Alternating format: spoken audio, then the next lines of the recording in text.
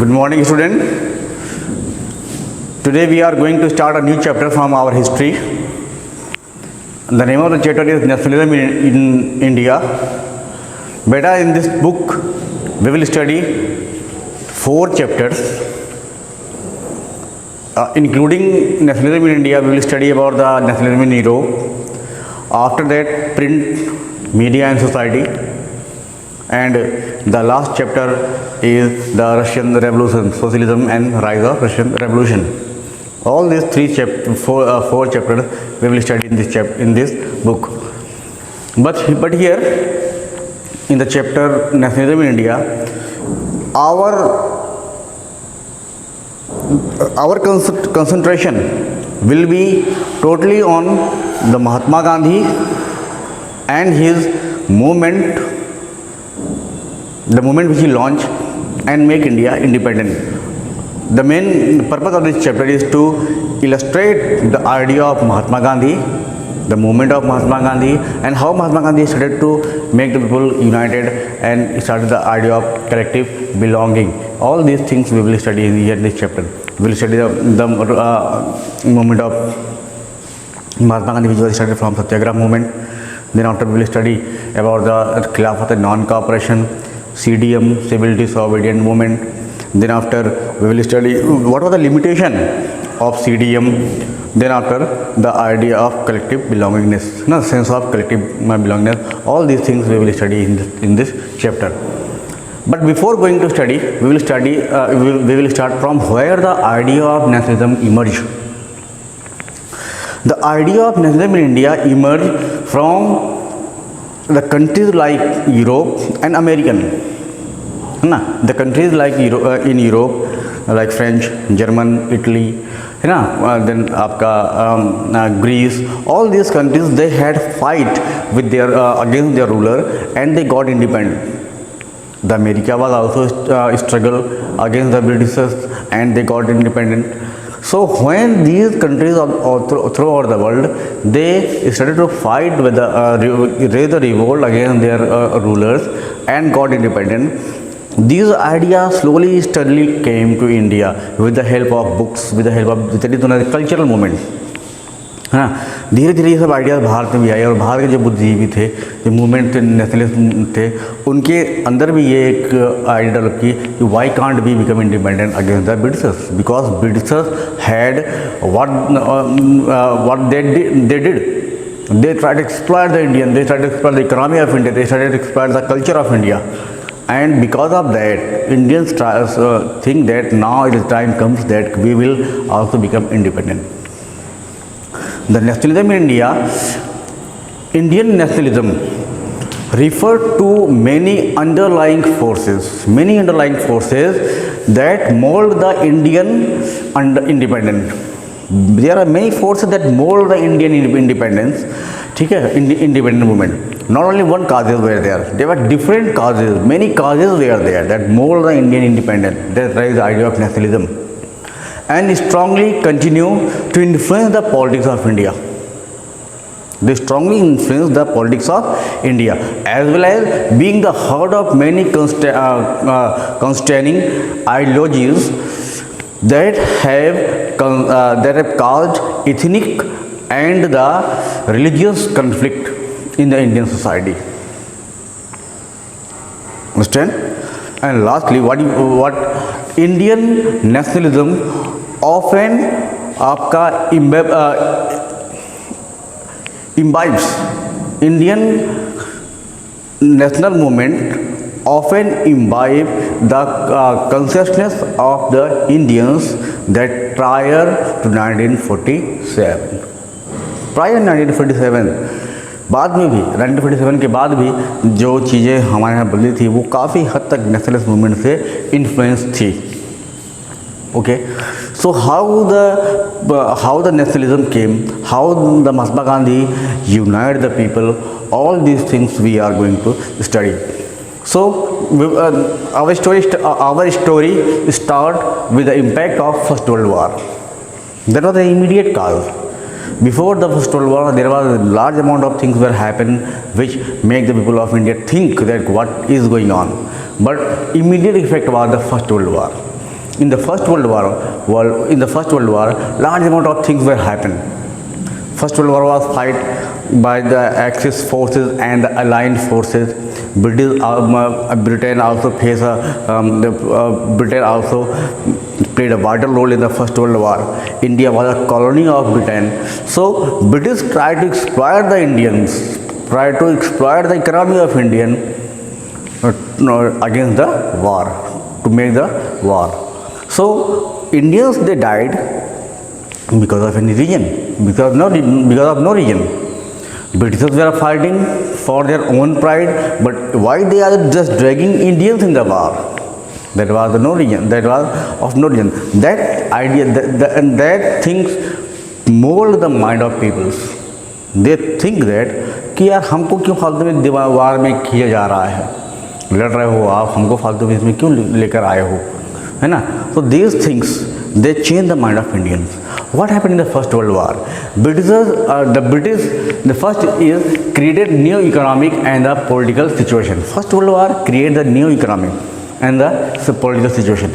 Economic means almost the economy of large amount of the world, countries of the world, they are totally in collapse. Political changes happen. The country which were ruled by the rulers, ruled by the Britishers, ruled by the other Dutches and the French, they got independent. So the First World War make a political as well as economic changes throughout the world, and this affect India also. The second is when the war started, Britishers, they increase in defense expenditure. Britishers were fighting in the war, so they increase the defense expenditure. They need war goods. So war goods, they need money. So where they have to depend? They did not want that their resources will be exploited. They totally depend on those colonies which were under their rule. They tried that I will take the economy of those countries which are under my rules and I will exploit them. So what happened? British imposed war expenditure on India. The war expenditure was imposed on Indians. Income tax was introduced. First time income tax was introduced, means the amount of money which I am earning, on that the taxes were taken by the Britishers. Income tax was introduced. Custom duties were raised. All these things were happen only to get more and more money from the Indians, है ना. Increase the defense expenditure, increase in custom duties and introducing of taxes. हमने बात किया ना, introduction of taxes like income tax, custom duties were increased so that they can earn more and more money from the people of India, Price of essential goods were double. Prices, the basic things which are required by the Indians, that was double. Now Indians have to pay large amount of money to purchase the basic things, ठीक है, in the war period. Because why? What happened? Because in the war, the production of basic things were totally collapsed. The industries which produce the basic things, now these industries were producing the war goods. तो लाजमी था कि आपके यहाँ पे सामान का दाम क्या हो जाएगा, डबल हो जाएगा. Increasing price of the commodities, सामान का दाम बढ़ा, ठीक है. Force recruitment of the villagers. Britishers need armies, they need the soldiers to fight as a front warrior, and they also thought that why the Britishers will die if India is in our control. So they forcefully recruit the villagers. They forcefully recruit the villagers and just give them arms and throw them in the war and say that you have to fight from the front. अब पहली गोली दुश्मन की Indians मरते थे, भारत से उनको उठाकर लेकर गए and they were died in the war. और जब हमारे देश में ऐसी चीज़ें होने लगी तो ब्रिटिश के खिलाफ हमारे देश में जो आक्रोश था वो क्या हुआ, और भी ज़्यादा बढ़ा तो पहले भी था, लेकिन अब आक्रोश ज़्यादा बढ़ना स्टार्ट हुआ, ठीक है. Force recruitment that was made in the Britishers of the British Indian army, they were known as the British Indian army, fighting for the British but they were the Indian, है ना. तो British Indian army में forceful recruitment किया गया. Crop, और उसी समय the concentration of Britishers were not in the Indian economy, Indian condition, they were totally on the war. हम लोग ब्रिटिश के गुलाम थे, ब्रिटिश का काम था कि वो हमारे देश के कंडीशन को देखते, लेकिन no nothing was made by the Britishers. उनका पूरी तरीके से उनका जो कंडीशन कंसंट्रेशन था that was in the war. So what happen कि our crops they collapse, crops हमारे क्या हो गए, क्रॉप्स फेल हो गए, leading to shortage of food. ये तो वैसे ही सामान कम था मार्केट में, और जब क्रॉप्स फेल हुए तो आपका मार्केट में सामान की कमी और भी तेज़ी से हो गई। Crop fail resulting in the shortage of food material. ठीक है, इससे क्या हुआ, आपका इन्फ्लुएंजा एपिडेमिक स्प्रेड, महामारी, इन्फ्लुएंजा जैसी महामारी आपका फैलना शुरू हुई in many part of the countries. महामारी, भूखमरी स्टार्ट हुई, और जिससे आपके millions and millions people were died. But Britishers they were not even think that कि why the people were dying. उसके बारे में उनको कोई सोचने की ज़रूरत ही नहीं थी, because they were fighting in the war and try to raise their glory. So all these things were the immediate का, ठीक है, impact of the first world war was all this, and because of all these things the idea of the people against the Britishers that was totally negative. एक तो negative था ही पहले, लेकिन और भी ज़्यादा निगेटिव हुआ। लेकिन एक समस्या थी, समस्या ये थी कि आपका Congress was made by A Hume in the year 1885, but Congress was made but there was no strong leader who raised the idea, who raised all these issues in front of the Britishers. ये जो घटनाएं हो रही थी आपका, है ना, British के समय में ये जो घटनाएं आपका फर्स्ट वर्ल्ड वॉर में घटनाएं हो रही थी, इन घटनाओं को ब्रिटिश के सामने प्लेटफॉर्म पे रखने के लिए there was no strong leader, and when there was no leader तो ब्रिटिश आल्सो थॉट कि अगर इंडियन अपनी बात को रेज नहीं कर रहे हैं तो हमारी क्या जाती है, हम जैसे चल रहे हैं वैसे ही चलते रहेंगे। So there was no strong leader in India who raise the voice of Indian. In the meanwhile, जब ये हालात आपके देश में थे, उसी समय आपके देश में एक नए leaders with new ideologies emerge, a new leader with new ideology, and he was no one rather than your Mohandas Karamchandra Gandhi, Mahatma Gandhi. Mahatma Gandhi emerge, प्रकट हुए, भारत में आए। in the year 1915 Mahatma Gandhi came back to India, and when Mahatma Gandhi came to India, the important leader of Congress party, they already listen what the Mahatma Gandhi has done in Africa to unite the Indians against the Britishers। Apartheid के खिलाफ जो महात्मा गांधी ने लड़ाई लड़ी थी, जंग लड़ी थी in Africa, all these things were known by the Indians, so they hand over the power, and they hand over all the things to Mahatma Gandhi and say that ki now you are the leader, you will lead the war, you will lead the war of independence। आपको ही ये independent का war लड़ना है। So Mahatma Gandhi emerge in countries in the year 1915। He introduce a new powerful method of struggle that is called Satyagraha.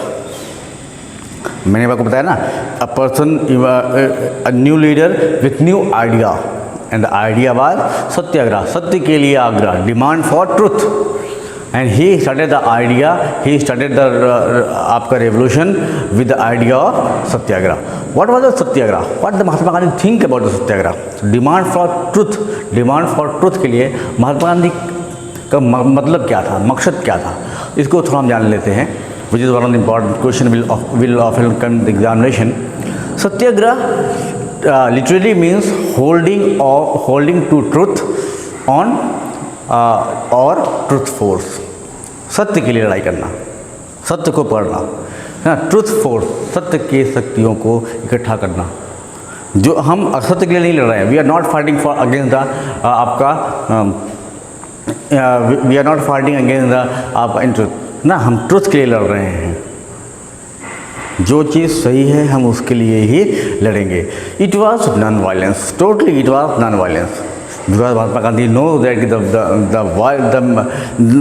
the idea of Mahatma Gandhi knows that if the war of independence will last, it will last for long, and if people died in that struggle, in that movement, then no people will participate in the war, in the struggle of independence. So the idea of Satyagraha was totally non-violence struggle.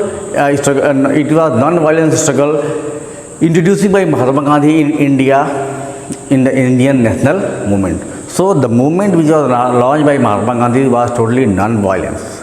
ठीक है, आपके Indian national movement में एक नया प्रकार का जंग start हुआ, that was totally non violence. He pursued the opponent to understand the truth. The main purpose of Mahatma Gandhi to make the opponent understand the truth.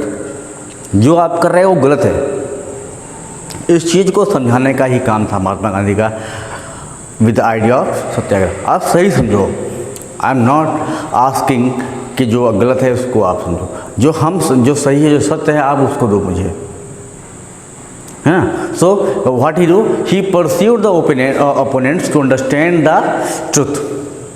महात्मा गांधी का क्या मानना था? महात्मा गांधी का मानना था, if the cause was truth, very very good idea of Mahatma Gandhi, often come in the examination, listen it carefully.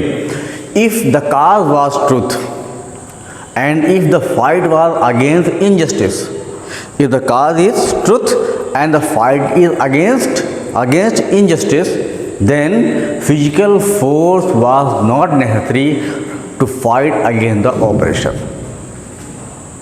हम injustice के खिलाफ लड़ रहे हैं और हमारा जो काज है वो ट्रुथ है ना, काज हमारा सही सत्य है और हम अन्याय के खिलाफ लड़ रहे हैं, तो हमें अपने ओपोनेंट्स को दबाने के लिए फिजिकल फोर्स की ज़रूरत नहीं पड़ेगी, बाहुबल की ज़रूरत नहीं पड़ेगी. ये मानना था महात्मा गांधी का, और इसी के दम पर उन्होंने हमें आज़ादी दिलाई. और इस चीज़ को करने के लिए उन्होंने क्या किया? वो तलवार नहीं उठाए, इसको करने के लिए वो बम नहीं चलाए, पिस्टल नहीं उठाए, बट उसको ये सब चीज़ों को मनवाने के लिए उनके पास अलग तरीका था. क्या तरीका था? Hunger strike. आप मेरी बात नहीं मानोगे तो मैं भूखे मर जाऊंगा. Hunger strike, peaceful demonstration, we will try to listen you our voice by peaceful demonstration. Strike करेंगे हम, हड़ताल जिसको बोलते हैं, हम काम नहीं करेंगे, स्ट्राइक करेंगे. एंड नॉन कोऑपरेशन, हम आपके काम में आपका सहयोग नहीं देंगे. Non cooperation with the government are some the method of satyagraha. तो these are the method of Mahatma Gandhi satyagraha. कौन कौन से मेथड? सबसे पहले हुआ आपका, हम स्ट्राइक कर सकते हैं, हम आपका हंगर स्ट्राइक करेंगे, हम पीसफुल डिमॉन्स्ट्रेशन करेंगे, हम आप नॉन कोऑपरेशन कर, आपको हम कोऑपरेट नहीं करेंगे. मीन्स कुछ ऐसी चीज़ें नहीं जिससे कि ब्रिटिश को ये लगे कि हाँ वो हमें जान से मारने की कोशिश कर रहे हैं, हमें नुकसान पहुंचा रहे हैं. हम अपने आप को नुकसान पहुंचाएंगे और आप देखोगे, और बाद में आप हमारी बात को मानने के लिए मजबूर होगे. That was the idea of Mahatma Gandhi. So this was the idea of Mahatma Gandhi which he started for the Satyagraha. So when Mahatma Gandhi started the idea of Satyagraha, ठीक है, इमरजेंस ऑफ महात्मा गांधी ने पढ़ लिया. अब जब महात्मा गांधी ने अपने ये जो सत्याग्रह मूवमेंट था वो कितना सक्सेसफुल रहेगा, इसको बताने के लिए, देखने के लिए महात्मा गांधी ने क्या किया? He experience three experience of Mahatma Gandhi with satyagraha. Mahatma Gandhi make the three experience. Mahatma Gandhi make three experience against satyagraha कि उनका सत्याग्रह कितना सही है. मैं महात्मा गांधी ने ब्रिटिशर्स को ये आगाह किया कि now I am in the battle field, अब आपको लड़ना है मुझसे. और उन्होंने अपनी मौजूदगी दर्ज कराई bye launching three great movement. The first movement was which was launch by Mahatma Gandhi was in the year 1916. आपको पता है महात्मा गांधी ने 1915 में भारत में आए और 1916 में ही महात्मा गांधी ने सबसे पहला मूवमेंट लॉन्च कर दिया. That was in Champaran Bihar. What was the condition of what was the idea of Satyagraha in that area? In Champaran, Indian peasants, the peasants of Bihar, they used to produce indigo in their field, and instead of indigo, they had not to produce anything. Indigo does not fulfill the basic need. दूसरी बात, indigo destroy the fertility to soil. So Mahatma Gandhi satyagraha movement was that कि भाई it is my field, it is my field, it is my land, तो what I have to produce it will be determined by me. मेरी ज़मीन है, मैं determine करूँगा कि मुझे क्या पैदा करना है, आप डिटरमाइन नहीं करने वाले हो। That is truth. So Mahatma Gandhi started the movement in the year 1916 that was against the Indigo plantation in Champaran district of Bihar. It was against the oppressive plantation system. It was against the oppressive plantation system means आपको केवल Indigo ही खेती करनी है, इसके खिलाफ महात्मा गांधी का सत्याग्रह था। Okay उसी के एक साल बाद Mahatma Gandhi have launch the other movement in the year 1917। 1917 में महात्मा गांधी ने दूसरा मूवमेंट लॉन्च किया and that was the Kheda that is known as Kheda movement in the year 1917। Kheda में क्या बात थी? Crop failures and plague epidemics made the life of the farmers miserable. Crop fail हो गया वहाँ पे, प्लेग जैसी बीमारी लोगों का जीना दुश्वार कर दिया था वहाँ पे, ठीक है, in Kheda district of Gujarat. So they start the movement under the leadership of Mahatma Gandhi with the demand of reducing the land revenue. दो चीज़, पहली बात तो हमारी ज़मीन पे हम लोगों का क्रॉप फेल हो गया है और हमारे लोग मर रहे हैं बिकॉज ऑफ प्लेग। सो ऐसे हालात में how can we give the land revenues, but Britishers they denied that I will take use, आपको लैंड रेवेन्यू देना पड़ेगा। क्या ये जस्टिस था? क्या ये ट्रुथ था? No, it was not truth. So the truth was that कि अगर ज़मीन हमारी ख़राब हो गई या जो हमारे फसल ख़राब हो गए हैं, हमारे लोग मर रहे हैं बिकॉज ऑफ एपिडेमिक, तो ये एक राजा का ये दायित्व बनता है, एक रूलर का दायित्व बनता है कि लोगों को हेल्प करे, ना कि लोगों से ज़बरदस्ती उनसे टैक्स ले। So Mahatma Gandhi started the movement that कि हम आपको टैक्स नहीं देंगे। क्यों नहीं देंगे टैक्स? क्योंकि हमारा क्रॉप फेल हो गया है और हम लोग एपिडेमिक से मर रहे हैं। दैट वाज द ट्रुथ, इसीलिए हम आपको टैक्स नहीं देंगे। So the second movement of Mahatma Gandhi was launch in the year 1917 which was really successful. दोनों मूवमेंट आपके बहुत ज़्यादा सक्सेसफुल रहे in the year 1916 and 17। Lastly Mahatma Gandhi जो तीसरा movement, lastly I am saying lastly but it is not lastly, तो कितने movement महात्मा गांधी ने लॉन्च किए, बट सत्याग्रह की बात करते हैं अगर, तो हम सत्याग्रह का मूवमेंट 16 में लॉन्च किया गया 1916, 1917 एंड इन द ईयर 1918। 1918 में आपका जो मूवमेंट लॉन्च किया गया that was the mill worker, for the mill worker in the year 1918 mill worker movement in the Ahmedabad. What was the condition? Low wage. Britishers के mill में Indians काम करते थे with low wage and poor working condition was very poor. लोग asthma का मर्ग के शिकार हो जाया करते थे, है ना। लॉन्ग वर्किंग आवर, वहाँ पर सुबह शाम को 5 बजे से सुबह 3 बजे तक काम करना पड़ता और उस कंडीशन में उनको पैसा भी कम मिलता। Condition of the working condition was not very good. So low wage and the poor condition के खिलाफ उन्होंने आपका महात्मा गांधी ने लोगों की आवाज़ को आगे बढ़ाया, ठीक है, to start movement under Mahatma Gandhi leadership in the year 1918। Mahatma Gandhi के अंडर में ये मूवमेंट आपको लॉन्च किया गया इन द ईयर 1918। सो बेटा all this three movement, Mahatma Gandhi 15 में भारत में आए और 15 के बाद वो आपका 16, 17, 18 में इन्होंने 3 मूवमेंट को लॉन्च किया एंड दो 3 movement was known as the Satyagraha movement. और क्यों लॉन्च किया गया था? अभी आपने देखा कि इस सभी मूवमेंट के पीछे जो आइडिया थे वो सत्याग्रह थे और ट्रुथ का ही डिमांड कर रहे थे, वो सत्य का डिमांड कर रहे थे। सत्य क्या था कि ज़मीन मेरी है, आई विल प्रोड्यूस, मुझे इंडिगो की खेती करनी है, मुझे जो वो चीज़ उगाना है जो हम खा सकें। दूसरी बात, ज़मीन हमारी ख़राब हो गई है, हमारा क्रॉप फेल कर गया है, हमारे लोग एपिडेमिक से मर रहे हैं तो हम टैक्स नहीं दे सकते।